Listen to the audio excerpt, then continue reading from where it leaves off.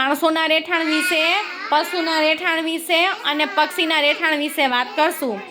બધાએ મારી સાથે બોલવાનું છે. બોલશો ને બધાય? ચલો હાલો બધાય મારી યારે બોલજો. હા, વાઘ બોર્ડમાં રહે, ગાય ભેંસ કોઢમાં રહે, સિંહ ગુફામાં રહે, મધમાખી મધપુડામાં રહે,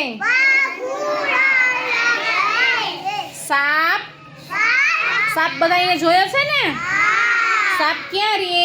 દરમાં. સાપ ક્યાં રે? ઘોડો, બધાને ઘોડા પર બેસવું ગમે છે ને? તો ઘોડાના ઘરને શું કહેવાય? તબેલો.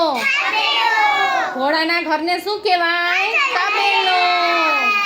પછી ઘેટા બકરા જોયા છે ને બધાએ? તમે આંગણવાડીમાં આવો છો તો જોવા મળે છે ને રસ્તામાં?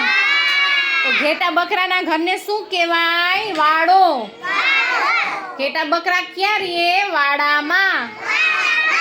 ઘેટા બકરા ક્યાં રહે? વાડામાં. પછી કરોડિયો જોયો છે ને બધાએ? તમારા ઘરમાં ક્યાંક હશે, તમે ખૂણે કે ક્યાંય જોયો હશે ને, તો એનું ઝાડ હશે. શું હશે? તો કરોડિયો શેમાં રહે? ઝાડામાં. કરોડિયો ક્યાં રહે? ઝાડામાં. પછી સસલું બધાને ગમે છે ને? વ્હાઈટ સસલું બધાને ગમે છે ને? તો સસલું કેમાં રહે? બખોલમાં. સસલું કેમાં રહે? પછી આવશે વાંદરો.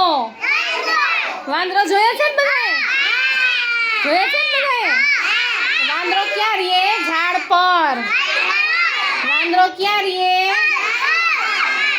અને પછી આવશે પક્ષીઓ. આકાશમાં ઉડે ને પક્ષી કહેવાય ને? પક્ષીના ઘરને શું કહેવાય? માળો.